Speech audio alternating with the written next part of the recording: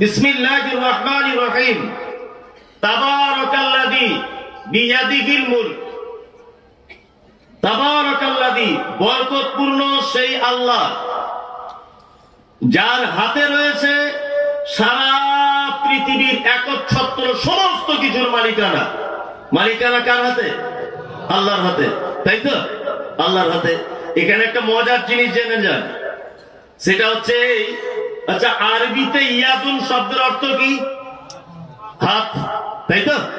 আরবিতে ইয়াদুন মানে হাত। আল্লাহ বলছেন বিয়াদিহিল মুলক, সমস্ত কিছু আছে কার হাতে? সমস্ত বাদশাহীটা কার হাতে? আল্লাহ তাআলার হাতে।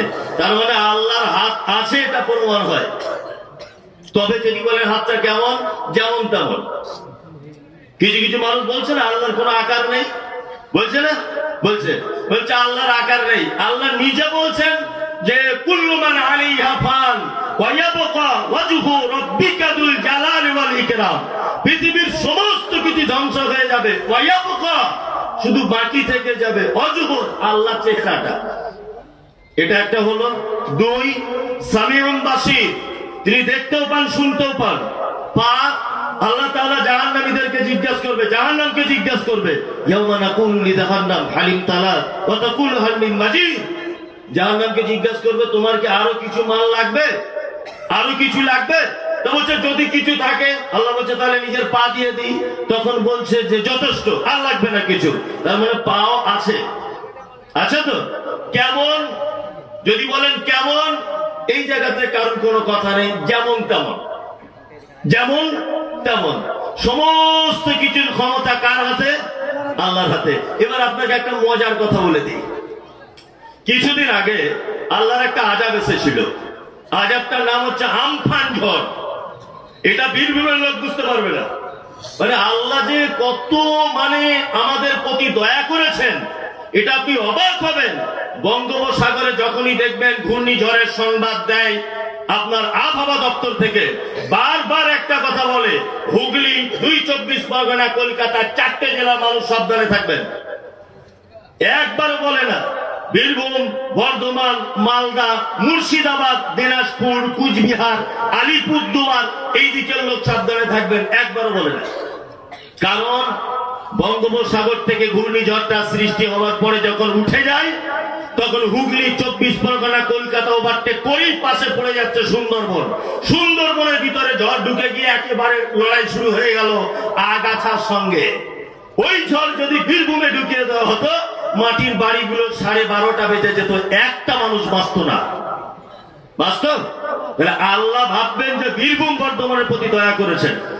তা যখন আমফান ঝড় হয়, তখন গ্রামে গ্রামে মাইকিং হচ্ছিল। কি মাইকিং হচ্ছে? যাদের বাড়িতে গরু আছে দড়িগুলো খুলে দিবেন, গৃহপালিত পশু তাছাড়া গোয়াল ঘরে চাপা পড়ে মারা যেতে পারে। আর যাদের মাটির বাড়ি, পাকা বাড়িতে উঠে যাবেন না, তো বিপদ হতে পারে।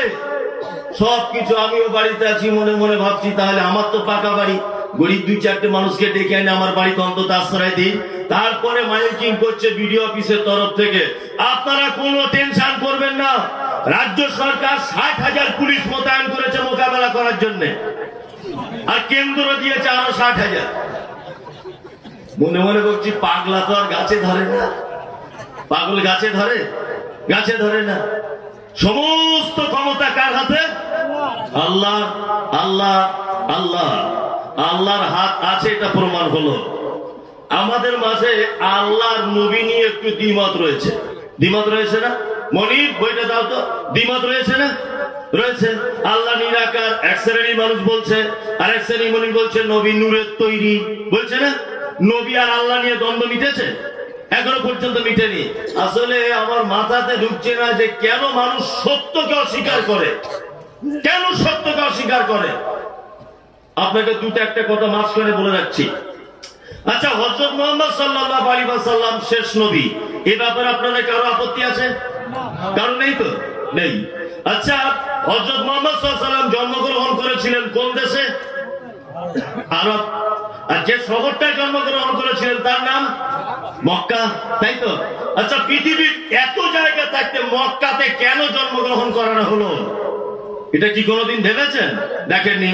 জেনারেল লাইনে যারা পড়াশোনা করেন আপনারা খুব বুঝে শুনে আমার উত্তরটা দেবেন যে ভৌগোলিক ম্যাপ যদি আপনি এখন চেক করেন, ভৌগোলিক ম্যাপটা, এই ভৌগোলিক ম্যাপে দেখতে পাবেন মক্কা হচ্ছে পৃথিবীর মিডিল পয়েন্টে অবস্থিত। দেখেছেন এটা? দেখেছেন? এবার আপনাকে বলছি, আমি মুমতাজুল ইসলাম, আমি একজন ভালো লাইটম্যান, আমি প্যান্ডেলের ভালো কাজ জানি। মাদ্রাসাতে একটা প্যান্ডেল করে দিলাম, এক কোণাতে একটা লাইট জ্বেলে দিলাম। আচ্ছা বলুন তো, এক কোণাতে লাইট জ্বেলে দেওয়ার ফলে প্যান্ডেলের চারিদিকে সমানভাবে আলো পৌঁছাবে কি পৌঁছাবে না? পৌঁছাবে না। তাহলে আলোটা কোথায় দেওয়া দরকার? মিডিলে। তা হযরত মুহাম্মদ সাল্লাল্লাহু আলাইহি ওয়াসাল্লামকে পৃথিবীতে পাঠানো হয়েছিল জ্ঞানের প্রদীপ করে। ওই জন্য আল্লাহ তাআলা পবিত্র কোরআনে বলেছেন, ইখরিজুহুম মিনাদ দুলুমাতি ইলান নূর, নবী আপনাকে দিয়ে অন্ধকারে নিমজ্জিত মানুষগুলোকে আলোর দিকে টেনে আনার জন্য আপনাকে মক্কা নগরীতে জন্মগ্রহণ করানো হয়েছে। এই কারণে যে আপনার কাছে পৃথিবীর একটা চূড়ান্ত কিতাব, তার নাম পবিত্র আল কোরআন। এই কোরআনের আলোটা যেন সারা পৃথিবীর চতুর্দিকে সমানভাবে যেন ছড়িয়ে যেতে পারে, এর ভিতরে লজিক রয়েছে। ওই কারণে মুহাম্মদ সাল্লাল্লাহু আলাইহি ওয়াসাল্লামকে পৃথিবীর মিডিল পয়েন্টে জন্মগ্রহণ করানো হয়েছে। বুঝতে পেরেছেন? নাম্বার 2। আচ্ছা, আমি মুমতাজুল ইসলাম, আমি একদিন এলেম বাজারে এসেছি আজ থেকে 30 বছর পিছনে। আমার বয়স 32 বছর, আমার মায়ের হিসাবে 30 বছর পিছনে ধরে নেন।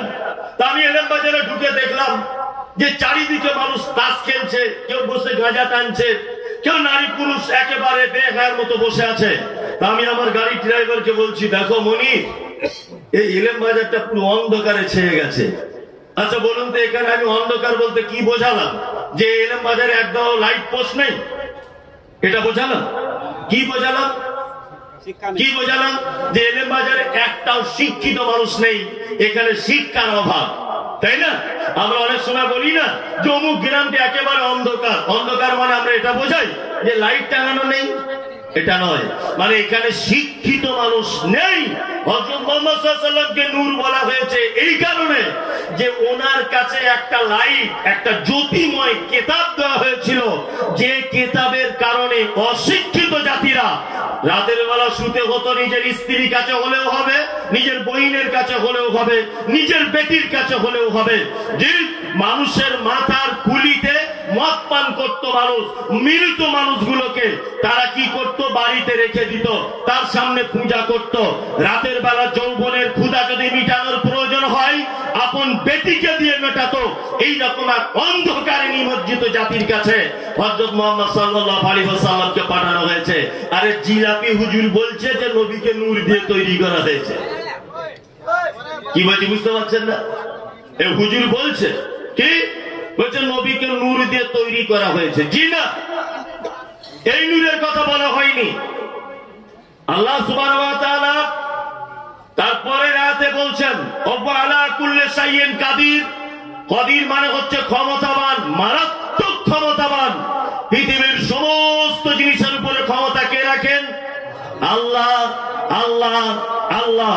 তারপরে রাত শুনুন, আল্লাহ তাআলা বলছেন, আল্লাযী খালাকাল মাউতা ওয়াল হায়াতা লিয়াবলুয়াকুম আইয়ুকুম আহসানু আমালা। আল্লাহ তাআলা বলেছেন, আমি মওত সৃষ্টি করেছি, জীবন সৃষ্টি করেছি এই কারণে যে তোমাদেরকে জিজ্ঞাসা করা হবে তোমাদের মধ্যে উত্তম আমল কে করেছে। এই জায়গাটা আমার অনেক আলোচনা আছে। উত্তম আমল, এইদিকে ফিরুন। এবার আপনাকে কয়েকটা কথা বলি। এই যে দুটো বই দেখছেন, এই বইটার নাম হচ্ছে আল মাওজুআত। এই বইয়ের লেখক হচ্ছে ফুরফুরার পীর আল্লামা আবু জাফর সিদ্দিক রহমতুল্লাহ আলাইহি। উনি লিখেছেন এটা। ফুরফুরার বড় পীর সাহেবের ছেলে, নাম হলো তার আবু জাফর সিদ্দিকী। বইটার বাংলা করেছেন ফুরফুরা শরীফের আর একজন পীর সাহেব আবুল আনসার সিদ্দিকী রহমতুল্লাহ আলাইহি। ওনার জামাই বর্তমানে বাংলাদেশে, নাম হচ্ছে ডক্টর খন্দকার জাহাঙ্গীর। কিছুদিন আগে সম্ভবত 2013 সালে না 14 সালে উনি এক সড়ক দুর্ঘটনায় পৃথিবী ছেড়ে চলে গেছেন। উনি এর বাংলা করে দিয়েছেন। আর একটা যে বই দেখতে পাচ্ছেন, এই বইটার নাম হচ্ছে রাগে বেলায়াত। এই বইটা লিখেছেন কে? না, এই বইটা লিখেছেন আবু জাফর সিদ্দিকী আল কুরাইশি, না সরি সিদ্দিক বংশের উজ্জ্বল নক্ষত্র শেরে ফুরফুরা মাওলানা আব্দুল কাহার সিদ্দিকী আল কুরাইশি সাহেব। রাগে বেলায় দুটো ফুরফুরা দেখালাম। আর একটা দেখুন, এই বইটার নাম হচ্ছে আল ফিকুল আকবর। লিখেছেন কে? না, লিখেছেন বাংলা অনুবাদ করেছেন খন্দকার আব্দুল্লাহ জাহাঙ্গীর। আল্লাহ তাআলা বলছেন ভালো আমল করতে হবে। এই কয়েকটা জিনিস বুঝে নেন।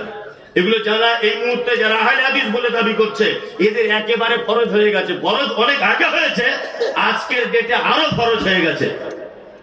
ভালো আমল করতে হবে। এবার একটা কথা আপনাকে জিজ্ঞাসা করি, সেটা কি? আচ্ছা বলুন তো, কিয়ামতের মাঠে মিজানের পাল্লাতে ওজন করা হবে আমল, না আল্লাহ সুবহানাহু ওয়া তাআলা কোন মেশিনের সাহায্যে আমল কাউন্টিং করবেন, অর্থাৎ গুনবেন? কোনটা? ওজন করা হবে। তার মানে বোঝা গেল যে ওজন যখন করা হবে তাহলে আমলের হালকা কমের ব্যাপার আছে। ব্যাপার আছে না? এই দেখুন কত হালকা কমের ব্যাপার। আল্লাহ নবী সাল্লাল্লাহু আলাইহি ওয়াসাল্লাম বলেছেন, আলহামদুলিল্লাহ তামলা আল মিজান। কেউ যদি দিনে রাতের কিছু অংশে আলহামদুলিল্লাহটা যদি বলে, তাহলে মিজানের পাল্লার অর্ধেক দিকটা ভারী করে দেওয়া হবে। কি বলছি বুঝতে পারছেন না? পানি পান করলেন, আলহামদুলিল্লাহ। কেউ জিজ্ঞাসা করছে, ভাই কেমন আছেন? আলহামদুলিল্লাহ। ভাত খাওয়া শেষ হয়ে গেল, আলহামদুলিল্লাহ। এক দুটো লোকমা তুলবেন, আলহামদুলিল্লাহ। এইরকম কিছু দিনে রাতে অংশ যদি আলহামদুলিল্লাহ বলেন, তামলা আল মিজান, মিজানের পাল্লার অর্ধেক দিকটা ভারী করে দেওয়া হবে। তার মানে নেকির ভারী কম বেশি আছে, আছে না? আছে।